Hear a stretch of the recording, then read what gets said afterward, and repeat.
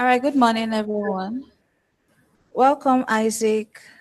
Good morning, and thank you so much for at least keeping to time. We appreciate having you here. So, for this morning, we're going to have a workshop with a speaker who's a digital leader, Isaac Akanni. I think called AI, which I think is really befitting for this event, which is really focused on AI. So I'm going to just read Isaac's bio briefly before we get into the session.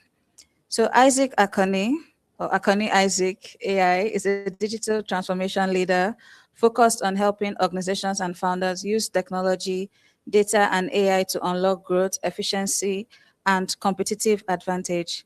He works at the intersection of strategy and execution, leading end-to-end technology implementations, orchestrating business transformation initiatives, and designing systems that turn data into decisions.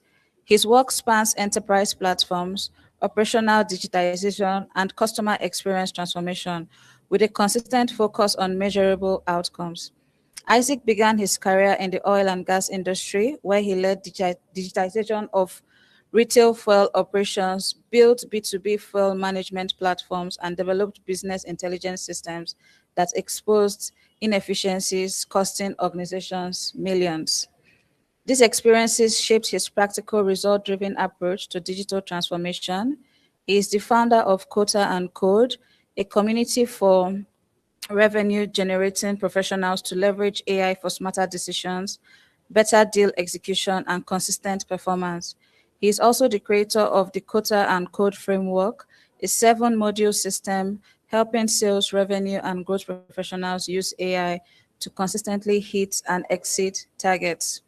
So this morning, Isaac is just going to be speaking to us about how to pitch our AI solutions. So we've all built in the past couple of days, and we're getting ready to present our solutions, right?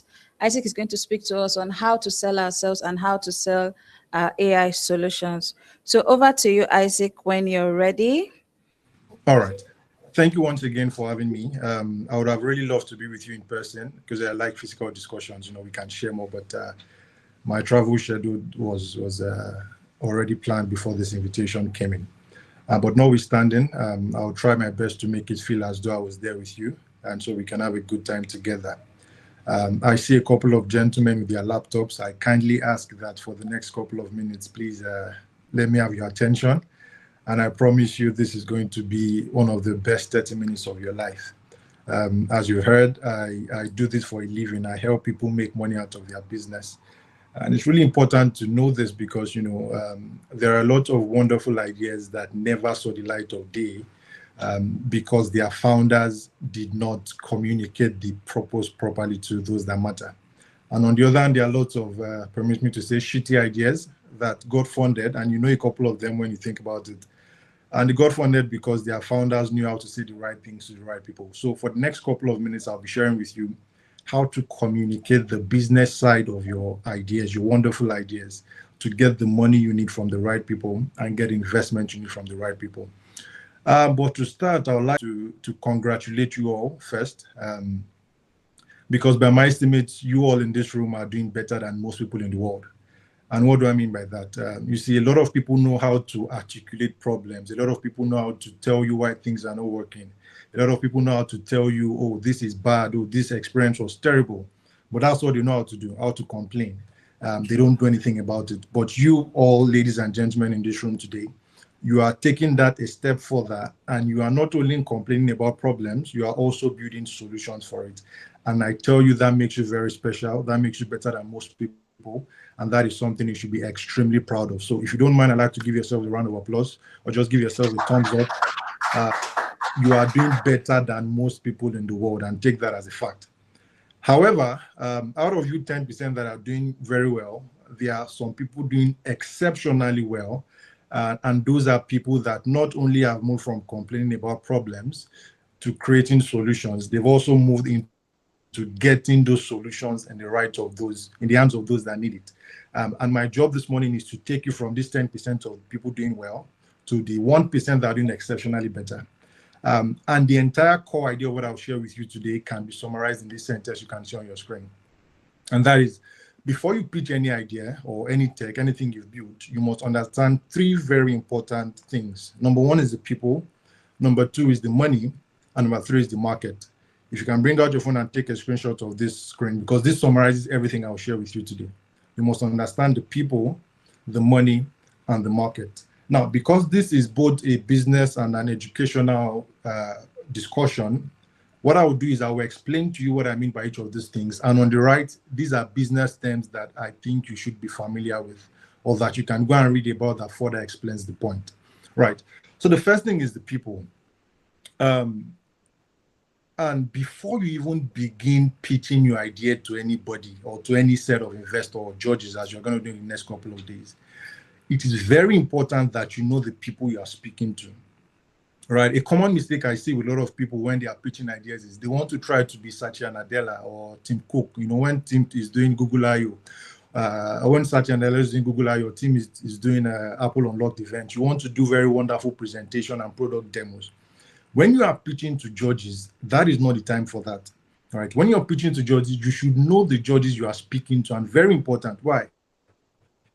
Because research has shown us many times that humans are by default selfish and irrational. Let me take that again. Humans are by default selfish and irrational.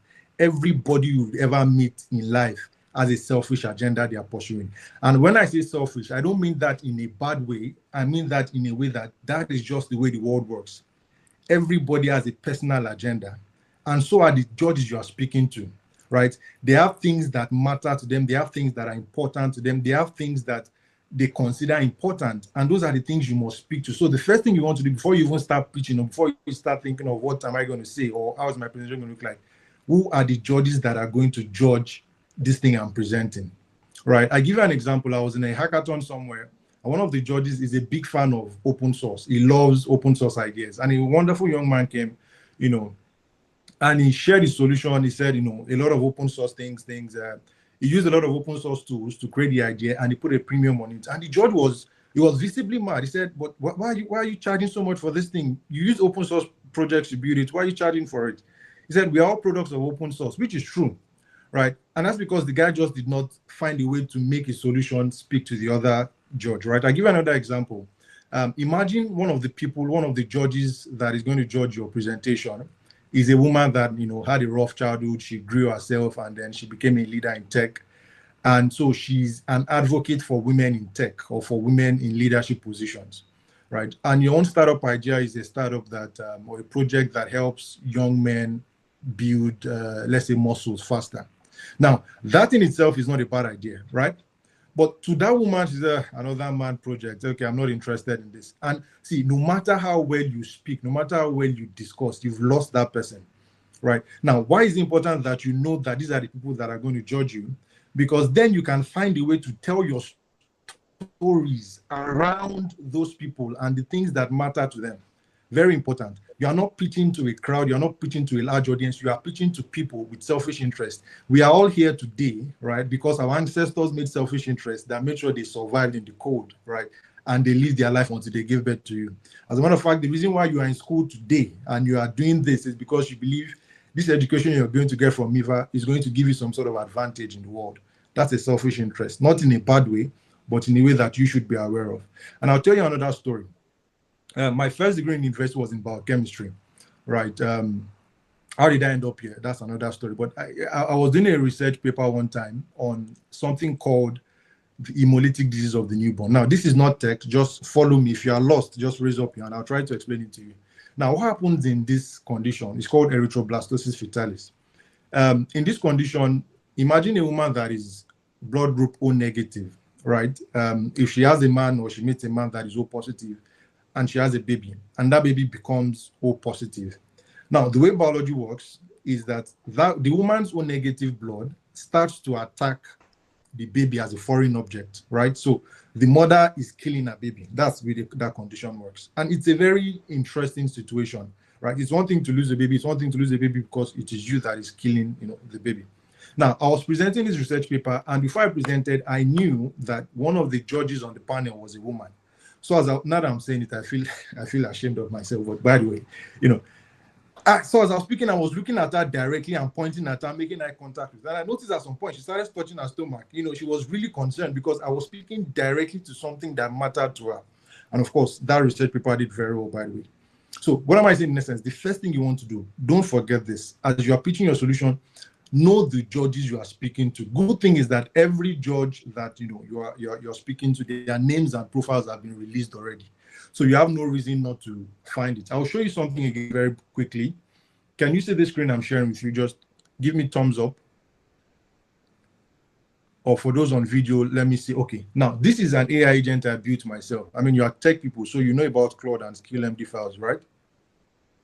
Yes, you do. So this agent is what I use, and I have lots of them here, right, that I built myself, right? These all agents, I use them to research people before I speak to them. Now, before I go into any meeting, before I have any conversation with anyone, right, I have this prep agent that I just give you the URL of the company. I give you the name of the attendees, the time and date, my agenda, and it gives me proper background research on them. So I know the schools they went to, I know what their interests are, I know what they've invested in if they're investing, I know what their books look like, so I can, if they're investing in a particular project at some point, I know I have all this information. And this agent just puts everything together, gives me a one-pager PDF, and I go into that meeting and I'm speaking to them as if we've been friends for years. And people love that, right? Again, why? Because they are selfish. Don't forget that. So the first thing you want to do before you even start your presentation slides, who are the judges that are going to write the check for me? Who are the people that are going to decide if I pass or fail? Who are the people that are going to decide if this project is worthwhile? Once you identify them, I'm sure Miva has provided their names publicly. Find out what matters to them, right? What are they pursuing at the moment? What interests them? What do they think about life? What are their priorities, right? And then make sure to put your presentation in a way that speaks to them. Very important, guys. You are not speaking to a crowd. You are speaking to a group of people with good selfish interest, right? The second point is the money. And this is very important because when you are investing, or when you're asking people to invest in a project or to put money in your project, you are asking them to take a very significant risk, right? And they don't know you, so you need to show them why this is a good idea. I'm sure a lot of you, when you first built your first startup, or when you first built your first idea, excuse me, you must have shown a couple of family and friends and they'll tell you, wow, wonderful, this is great, wow, you're so smart, this is wonderful. I'm telling you from experience, guys, please don't believe those things until you tell them to pay for it. That's the only way you know whether or not what they are saying is true. Because anybody can tell you, wonderful, they can give you likes online, they can tell you, wow, this is breathtaking, you're so great. Until you ask them, can you pay for it? That's when I tell you, what do you say it does again? Are you sure I can't get it from someone else? Are you sure? And then that's when you know, okay, really, whether or not your idea is great. Who understands what I'm saying? Or who has experienced anything like that before? Just give me a thumbs up. People give you good feedback until you ask them to pay. Anybody? Okay, that is something you should be aware of then, right? And every research shows it. Every idea, even the Bible says there's a way a man's heart is, that's where his money will be. Until people actually write you a check, don't believe any feedback they give you, right? So one of the things founders want to see, one of the things leaders want to see when they are judging your startup is, has anyone paid for this before? Now, if anyone has not paid for this before, the next question will be, has anyone paid you for anything before? Why is this important? You see, there are some things that nobody will teach you until you experience it yourself. There's something that selling does to your mind that no one can really teach you until you experience it. You take an idea to someone, and then you're able to convince them to the point that they write you a check or they give you money. You see, the gap between that place and you being a tech founder cannot be explained. You just have to experience it. So it's okay for you to build stuff. It's okay for you to love to write code, but it's also very important for you to know how to follow the money. And I want to tell you guys, ladies and gentlemen, if you have not sold anything before, if you've not gotten people to write you a check before or buy anything you've sold before, if you still can, get someone on your team that knows how to communicate this very effectively. Very important, right? Because I give you an example. Imagine two people stand in front of a judge or a committee, a deciding committee, and one person says, oh, we have this idea that can do X, Y, Z, and we need 2 million naira to fund it. The other person comes and says, we have this idea that can do X, Y, Z. We have sold 100,000 naira worth of it to 50 people, and we need 2 million naira to scale it. You are not even a judge, but think about those two people. Who are you more likely to fund?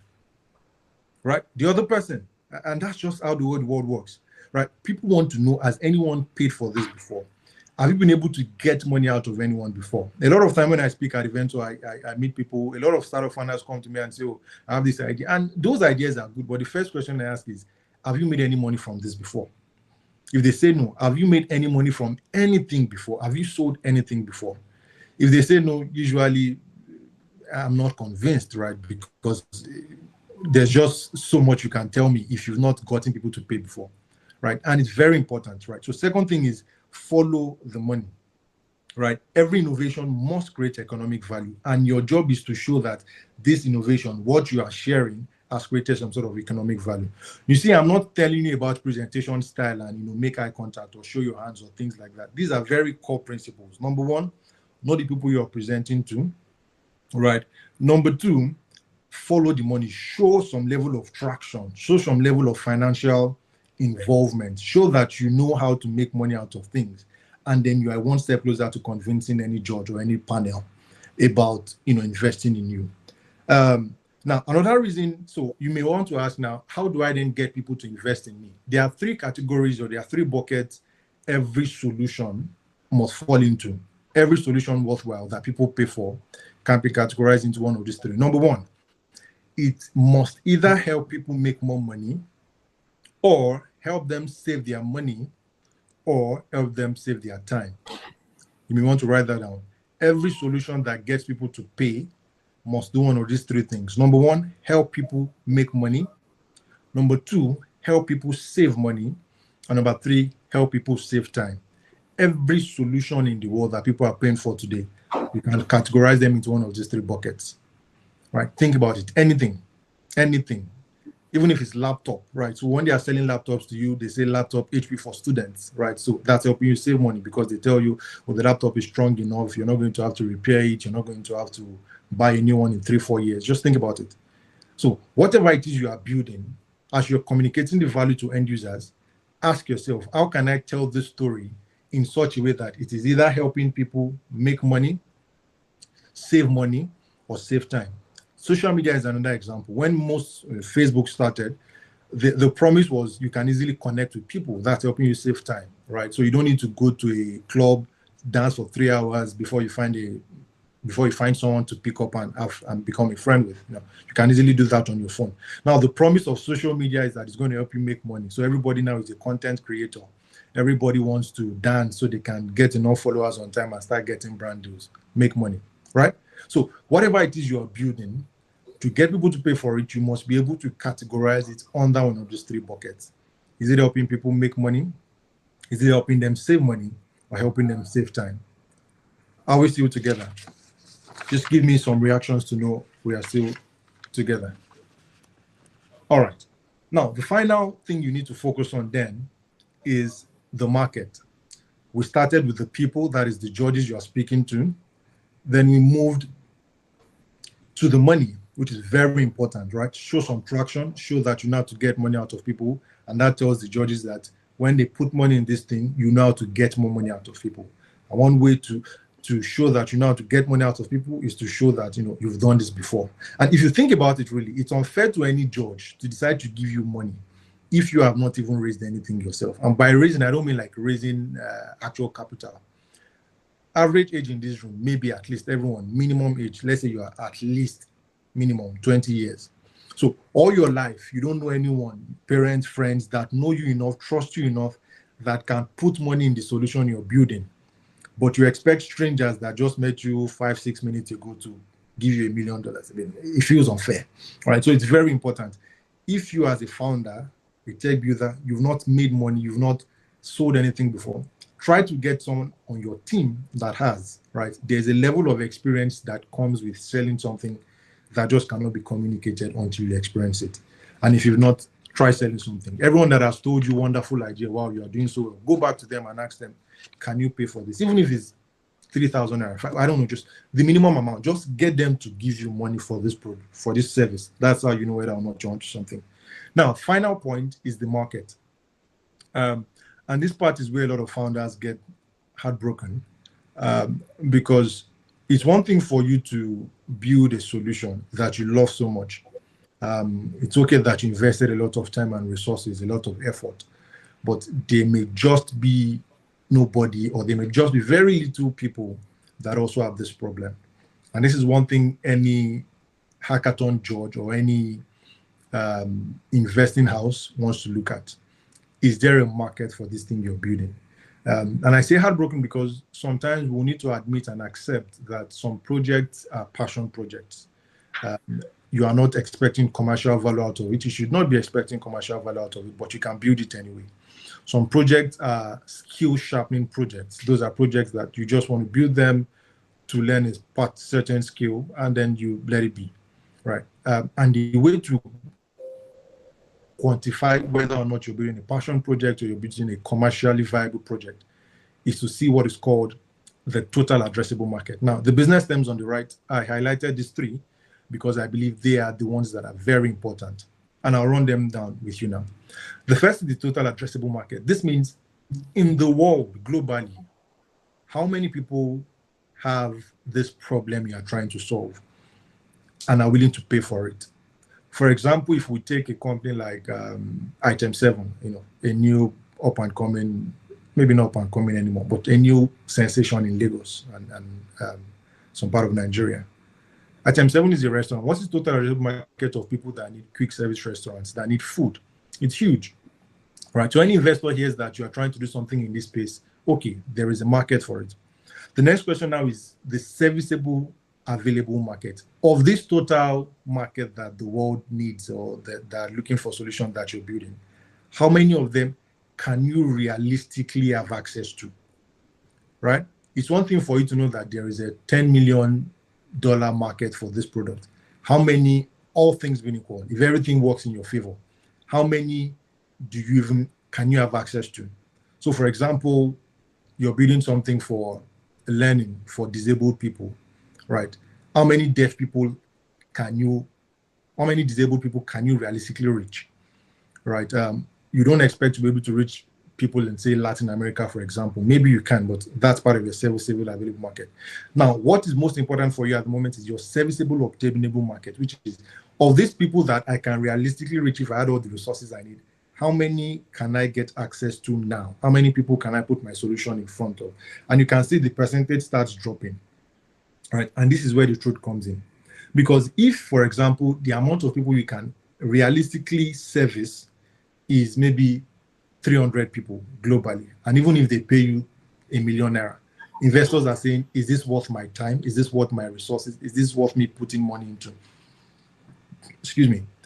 And it's important you answer these questions, right? Because when you are pitching your idea, you want to say there is a X amount of market available for this, right? There is, I've seen that the market shows that this number of people want access to this solution I'm building, and I can attend to this number of people. And that points us back to the previous point is you can attend to this number of people, right?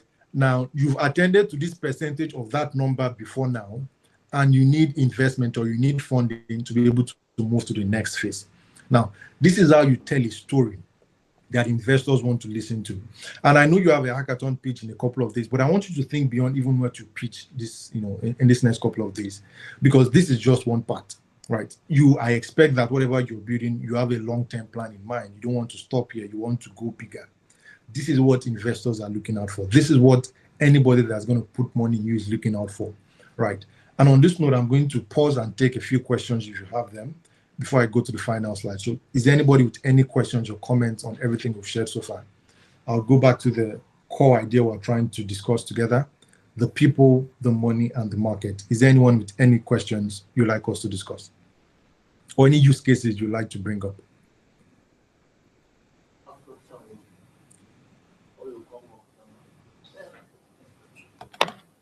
Any questions in the house here? Right on, sir. No, don't let me ride on you to come and ride. Any question? No question. Should be at least one. No Truly. It question, has to be a sir. question. You're building things, correct? And you are presenting them. So let me ask on them. Because on the WhatsApp group, it starts dragging and asking questions. All right. So thank you so much, Isaac, for the presentation and for Can I ask your. the question, if it Okay. possible? Okay, so Can I in go ahead? this, yeah. Okay, sorry, are you asking the question? Okay, sorry. So, It should Mr. go. Isaac, are you there? I'm with you, yes. Please tell me So, your name and what you're building. oh me? No, I'm a participant actually. So, I'm watching live from. Okay. So far so good. I've been seeing the groups. The group. I think 5 groups. So far so good. But there has been some issues I've been seeing. Yeah. Now, there are different people in it. We have the UI UX, we have the back end, the front end, we have the content creation. But now they call some people the pitchers. Like I don't really understand that pitching now. If I design a system, let's say I design a health system, probably that records patients, Yeah. that gives illnesses. Now, what does that has to do with those who pitch it? Like I don't really understand. Is it them that now can't I design my stuff and get to meet people who are going to invest in my in my startup or in my mini company? Because I saw in the each group they had people who are going to like that can pitch. So can you explain that pitching? Because pitching does not have, but to me I feel pitching does not really have anything to do with, because I won't say it doesn't really have anything to do with it, but how will someone else be pitching my job, something I did by myself? I Yeah. feel it's just it doesn't really well with me. So, but on and again, for someone to pitch, does it mean that the person must be someone that really knows how to do like the techie stuff, the back end, the front end? Because there were some discussions we had, and I was like, pitching. Someone cannot. I was the one that created it. Why will you pitch my job for me? So Yeah. I Yeah. need to get a little view on that. All right. Thank you very much. One truth we all must remember or admit is that money makes the world go round. I mean, you've heard this many times in many rap songs, and it's the truth. You see, the people that are pitching, or people that are called pitchers, or people that will pitch your solutions for you, are people that ideally are able to communicate the commercial value to the investors. Now, a lot of founders know how to build, and a lot of founders are maybe introverts. It's just you on your laptop. You can think and speak to, and write stuff. But if you do not know how to communicate that value to the people that matter, and that's why I started by saying there's a difference between what you're about to do, pitch to people, or pitch to a panel of judges, and doing a product demonstration. Many founders can do a very good product demonstration because they built it, so they know the in and out. They can tell you the story why this feature is this way. But that does not get people to write you a check. People write you a check because your solution aligns with their selfish interests. And I'm saying selfish, please, not in a bad way, but in a way that everyone has an agenda they are protecting. For example, you're building a health solution kind of thing. Imagine that one of the people on the panel, from your research, you discovered they lost a loved one due to a failing health system. And your solution now answers that question. That means if your solution was available at the time when they lost someone, the person would have been alive. There's a way you would tell that story and you'll be looking at that person directly as you are talking, that they may almost start shedding tears. That is what your pitcher should be doing. That is their job. So you understand your solution, you built it fine. They are the ones that will understand how to communicate that solution. And that's why I said one of the key things to look for in your pitcher, if you can still move things around, have they sold anything before? You see, there is something about selling that nobody will teach you until you experience it. Have they explained something to someone before and the person said, wow, and wrote them a check or did that in their pocket and sent them money? If you can get someone, and I can almost beat my chest and tell you, if you have anybody on your team that is a pitcher that has sold something before, you have a higher chance of winning this hackathon, because that's just how the way the world works. Communicate the value, and they will be the one to get you the check. That's the truth. Hello, sir. Yeah. Yeah. Good morning. Good morning. Yeah. I'm my name. Are you And okay? I'm saying Fatima, so I was wondering. yes, we are both team. We are team. Okay, okay. So now, thank you for what you are giving to us. Now the question is for someone who has an idea or who has built a solution that can solve the problem of prison congestion in Nigeria. Prison But congestion, using, yeah. yes, but using charity foundation. I don't know, because what I'm trying to say is that it's a charity home that you build, that they are going to raise the fund to bail out some of people that are in prison because of small amount of money. Yeah. Maybe maybe they are owing somebody 10,000, 100,000, but because of the charity home that they are getting money from somewhere, can use their charity money to bail all these small people that are having small cases instead of being in prison. Why not use that charity home to go there and bail them out? There might be a productive entity in the society, but remain there in the prison that they will use the taxpayer money to be feeding them without any. Now that is the problem now that I identify, and I put a solution based on that. What advice can you give to me? What that will make this solution to get to the next level? Thank you, sir. All right, well done. And I say that's a very commendable project you're doing. That's service to humanity. But my first point would be, why do you want to use charity homes? You see, those charity homes were built on a foundation, right? There is a reason why they were built. Every charity home has their core idea that may not be prison related. And again, goes back to the people. How many charity homes do you know that were built to help people in prison? Some were built for children, some were built for disabled people. So your job now first is to convince someone with their own core ideology.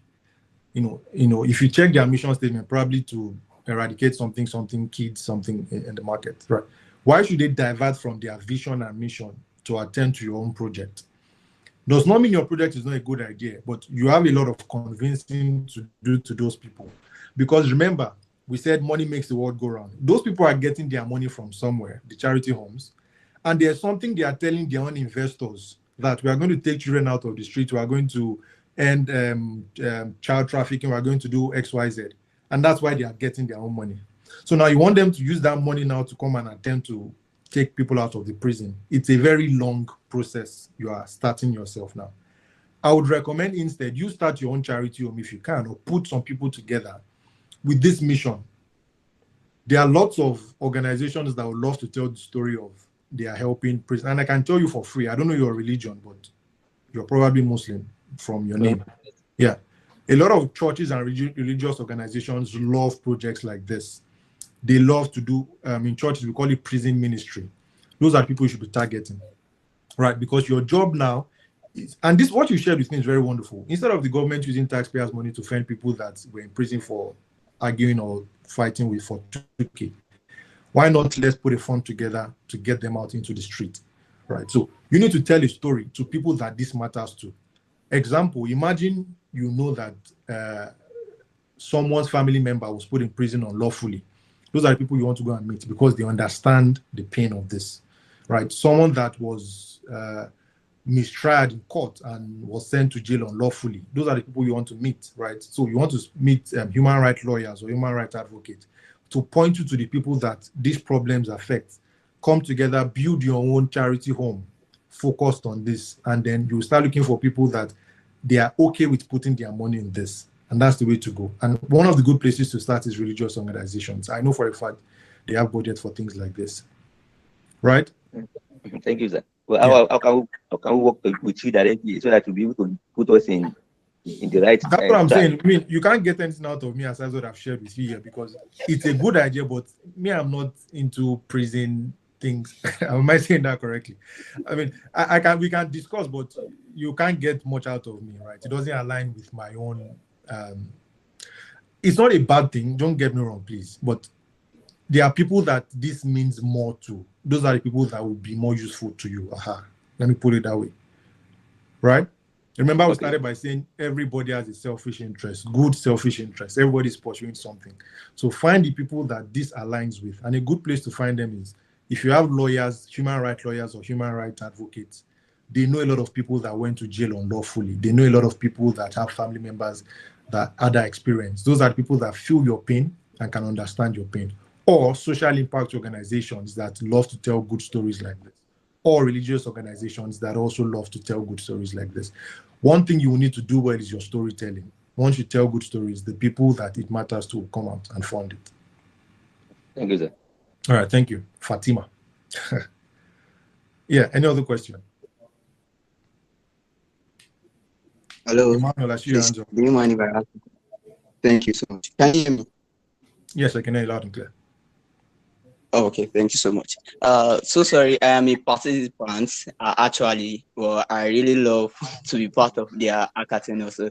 Now I have more or less like I'm working on some products with some of my team, and actually I'm just hoping to just know better on how to raise fund for product building. Yeah, like some of the products are related to education and some are related to some other things that is more or less like Africa in view. So, but I know that starting from Nigeria as a case study or as the immediate country is best to move to other countries. So I'm just hoping to know more about how can I and my team raise investors to get those things done. I don't know if that can really work because I don't have much idea about it. Let me put it that way. Okay, so I'm going to ask you a question. Have you built anything before now? Or anyone on your team? Has anyone, you or anyone on your team, have you built anything before now? Okay, so majorly we are three, but I have to reach out to someone else that I know that he has built something, and we've been able to talk around it.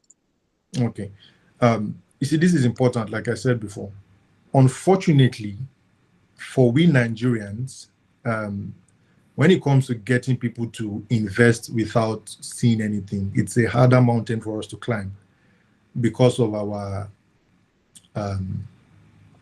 behavior in the past, to put it mildly. I'm sure you understand what I'm talking about.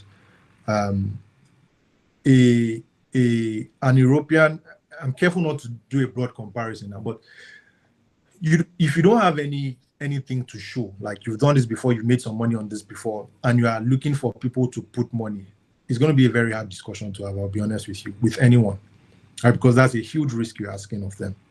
But if you have at least one person on your team that has built something commercially viable, that has been able to make some money out of a project and can show workings, you have a better chance. Now, there are also investors, they call them early stage or seed investors, that their own style of investment is to invest in the idea before it becomes public. You need to find those people. Good thing you have ChatGPT and Claude and AI tools. Give me a list of early stage investors that are typical for investing at idea stage. You'll find them, and then you can start talking to them. There was an investor that told me that one of the things she looks at is when someone pitches to her, she does not want to see at companyname.com. She likes to invest in startups that are still using Gmail, because at that point they are still grinding. That's their style. You need to find people like that, right? But just so you know, it's a harder mountain to climb if you don't have any workings. So one of the first places to start is if you can build an MVP, show it to friends and family, people that know you and like you, and get them to pay. Please don't believe anybody that tells you your idea is going to change the world with comments and likes. Ask them to pay. Just, okay, thank you very much. Can you pay for this? Can you pay 20K? Can you pay 10K for this? That's when you will know. They will not start telling you, but okay, so, but can you really, what if I use? And that's when you know whether or not you're onto something, right? So show some workings. Yeah, follow-up question. Yes, so sorry. Now, talking about MVP, out of the product, I remember I've done more or less like an MVP for one using AI as also a tool just to help. And I'm just hoping, like, is it once you are done with the MVP like that, can you just approach probably a school? Like, majorly, I'm currently building one that is related to school library, and it is a school library that runs in form of a rent house. So it's a way that students can easily borrow book and they can easily monitor it, and it is an inventory for inventory purpose. So it really monitors everything that to the end. So that's majorly it. So and I've been able to build the MVP. So I'm just open. Is it that I can just go ahead and approach a school and just talk about it, or I need to find an investor for us, or build it Emmanuel, into why a did you actual build? product? Why did you build this? Why did you build? Why did you build this? Okay, so majorly, I have once worked on something in the school that I was working. So I actually went ahead to just work on something that can reduce the time. I've seen that they usually do manual checking of this. If there is a substitute teacher, if they want to get a substitute teacher. So, and I felt like, okay, I can work on something that on Excel. So I was able to work on it, and it's more or less like change the whole story, that from 1 hour of checking manually to probably just 1 minute of just clicking, and you get everything done within a minute. So it was from there the principal. You sound like a typical founder. Everything is one click with everybody's solution. How do you intend to make money out of this? Okay, so that one, I didn't intend to make money out of that one specific one. Okay. So I just did it for the school, and I felt like, okay, they can easily make use of it, and they were able to make use of it, and even I got award because Hold on. of Okay, it. so this is the core of what I'm sharing with you today. You gave it to them for free and they used it. That didn't cost them anything. Unfortunately, that is not a signal of commercial viability. Even if you had asked them to pay 50K. Do you understand what I'm saying? So what Okay, this yeah, tells I me now is understand. that you are a good dreamer in a good way. Like you can visualize ideas, but you've not still proven commercial viability.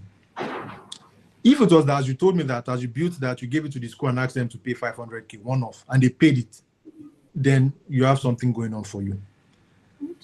Do you understand the difference what I'm sharing with you?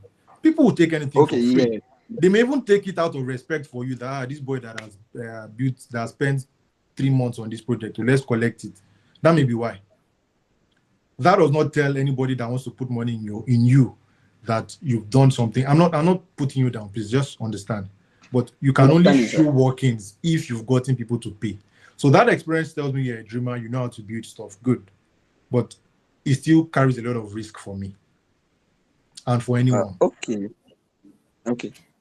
So sorry. It Emmanuel, was from thank that you so much. Thank you so much, Emmanuel. Emmanuel, we Out of can catch up after. respect, yeah, out of respect for Oh, Mr. okay, sir. Akanni, Yeah, we yeah. would need to wrap up quickly. So just one question from Ife Olua and one from Donald, and we would wrap up this session so you can get back to finalizing your presentations for demos. One for me too. No, you've had a question, you've asked. So Ife Olua, one question from you.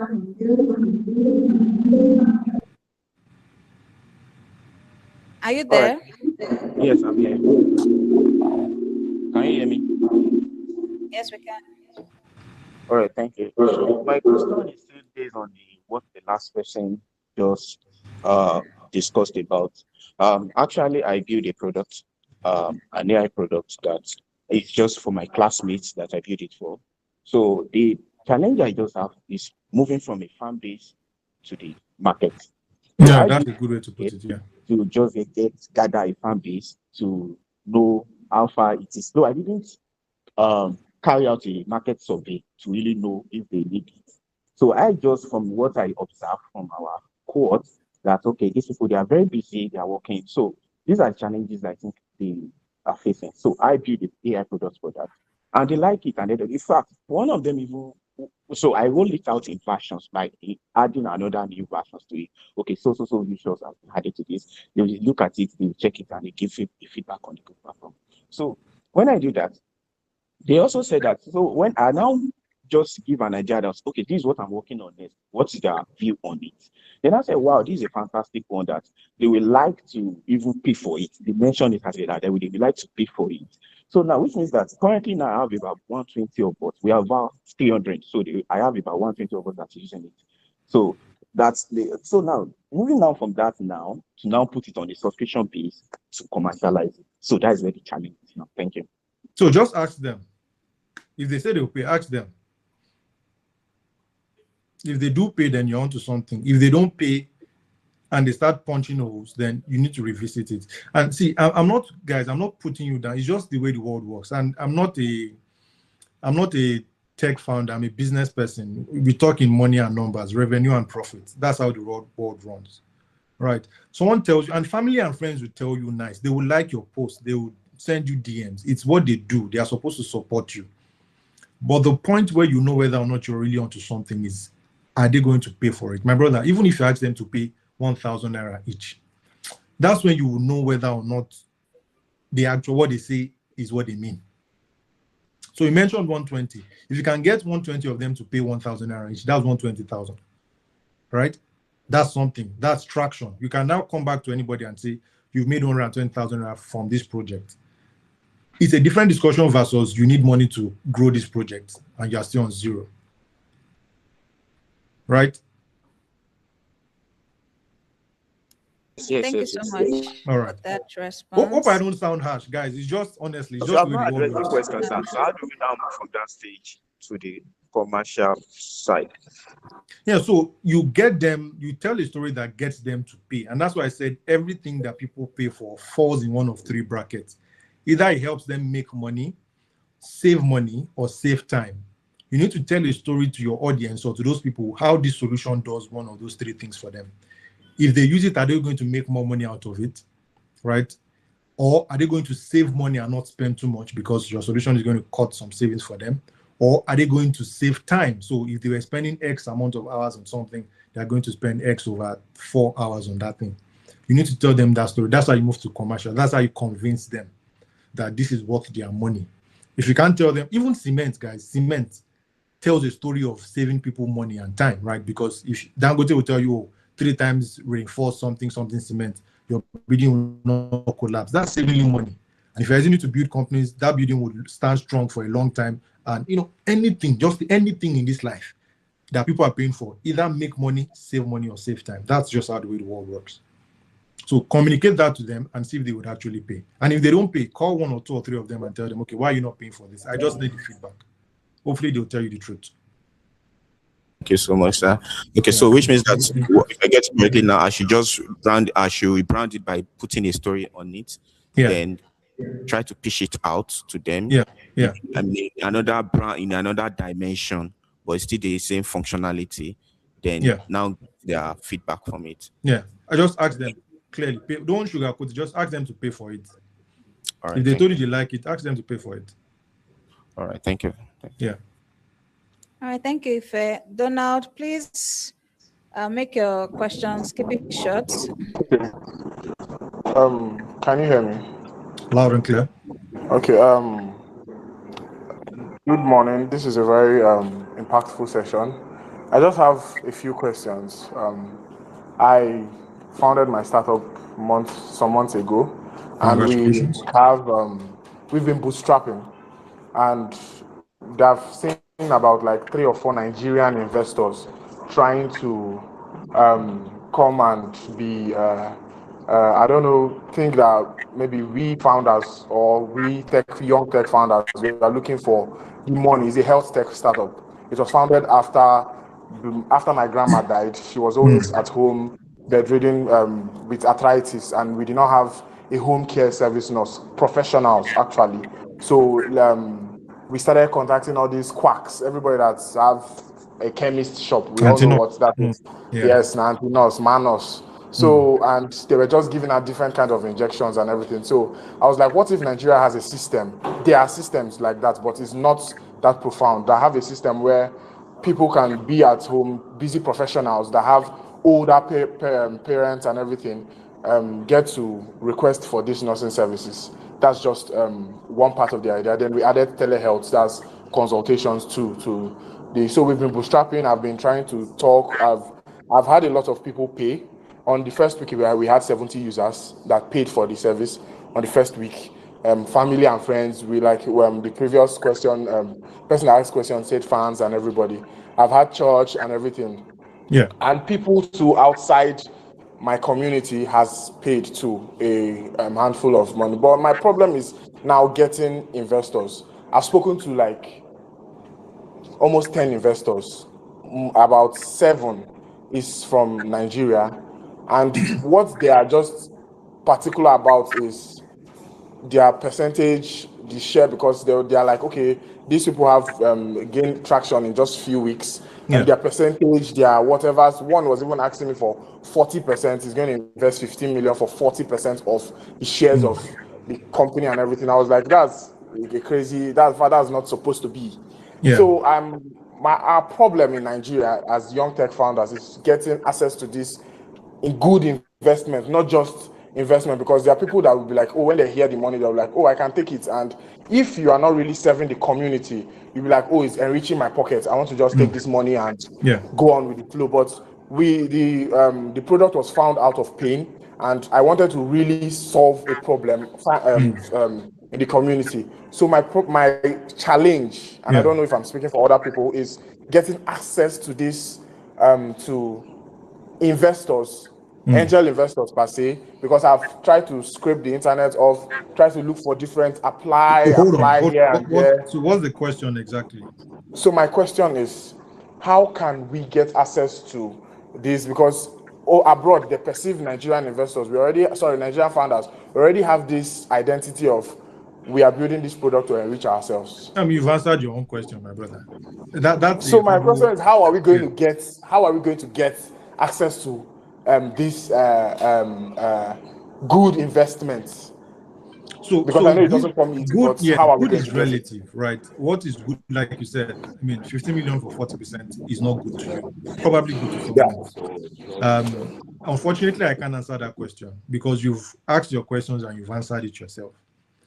You have a good traction, you have a good story, you have a good product based on your explanation, and you have the proof because people are paying for it, and you have a founder, you have some investors lined up, but it is not to your taste.